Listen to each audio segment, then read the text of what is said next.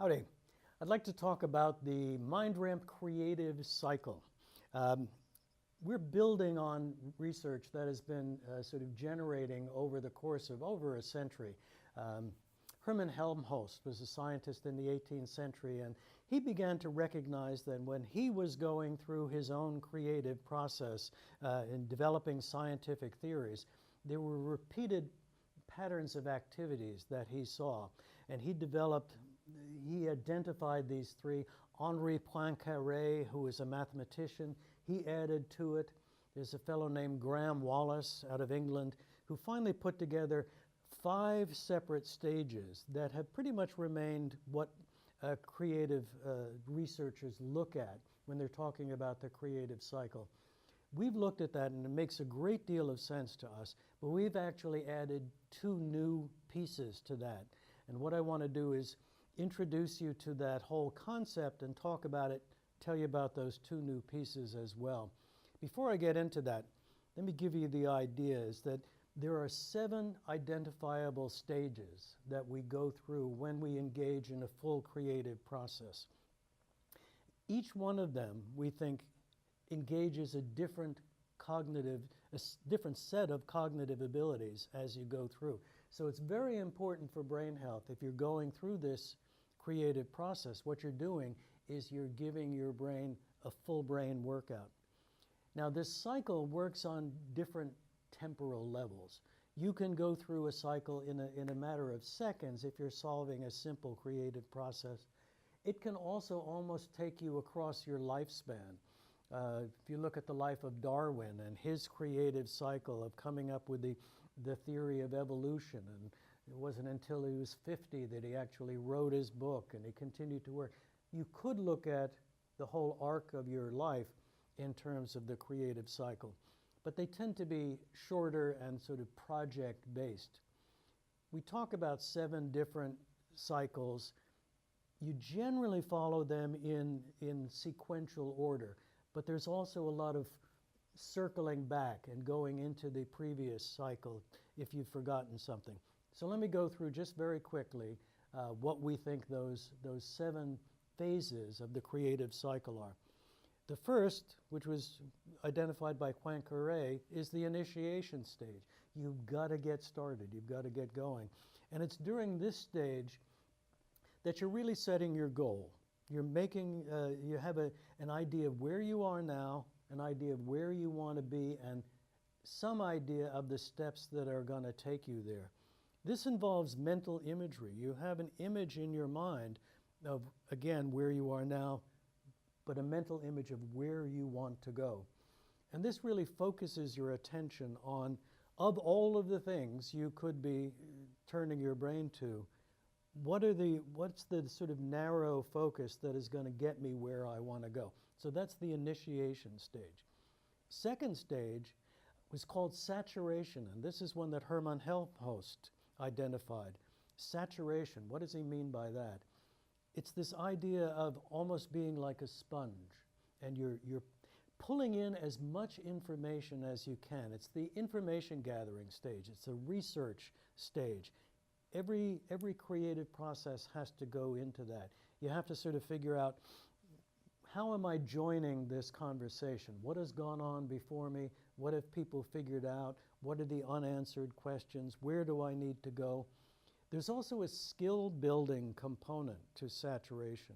Frequently when you're going through the creative process, you're starting to do new things and you need to learn new skills or refine your skills, whether you're a scientist and you have to learn how to work with agar and microscopes and so on, or you're a creative artist and you're learning how to manipulate paint and mix colors and put things on canvas. So the saturation stage is your research stage where you're gathering information and you're building skills. Now, a new phase, this is one that we introduced, that seems to be implicit in everybody's conversation about creativity, but for some reason it never got identified explicitly. We call it the manipulation stage.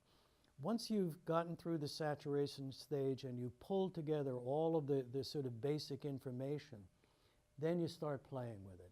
Then you start pulling apart the pieces, looking at all of the different opportunities that you have, combining things in different way. This is where you're doing more of the divergent thinking. People who study creativity will talk about convergent thinking and divergent thinking. Both are incredibly important to the whole creative process.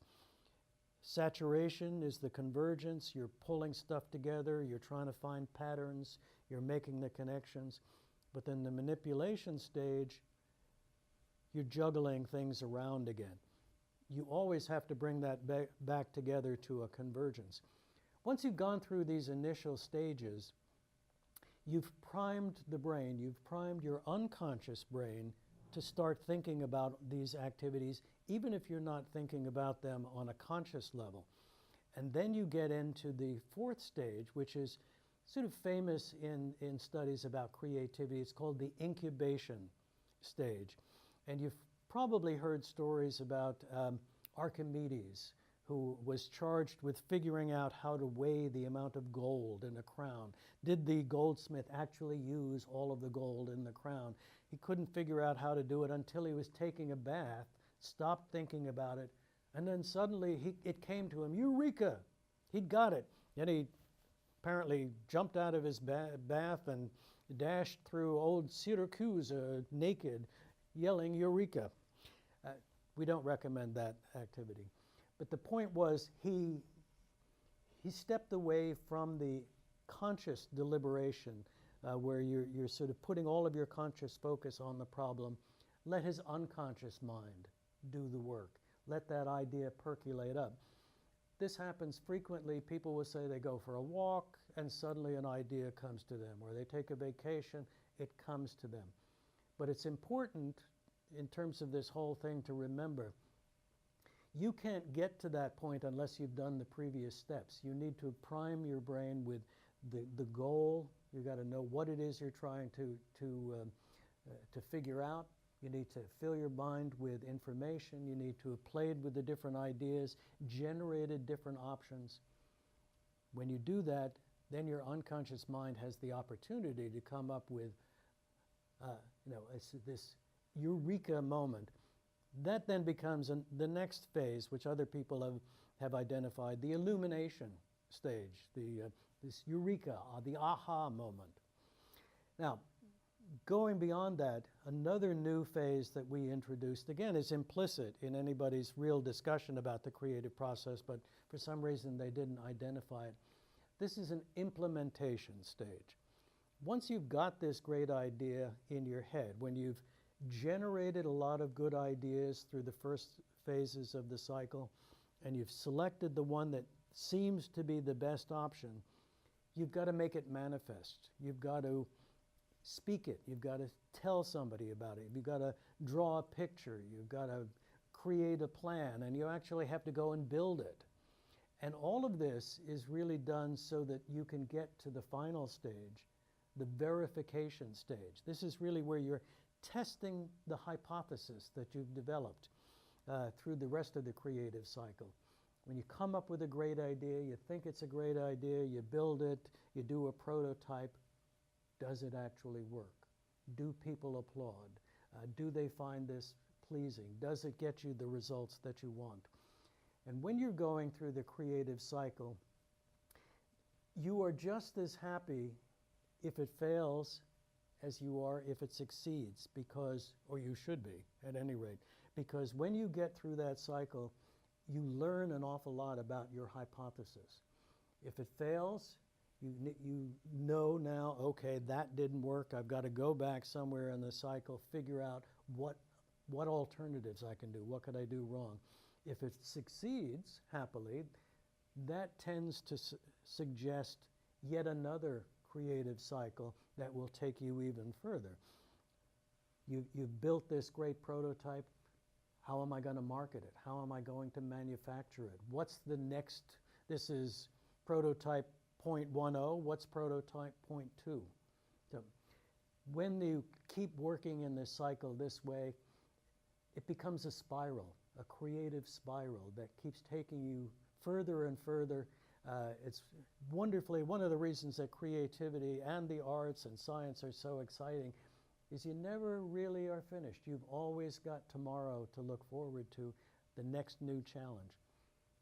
Important things just to reiterate, when you go through the entire cycle, you're hitting lots of different cognitive functions.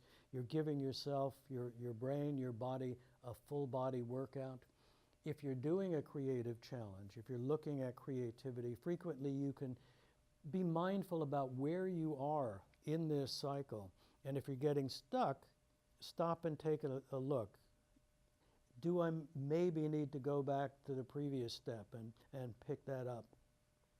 It's a very useful thing. When we talk about creativity, we talk about creative people, the creative process, and the creative product.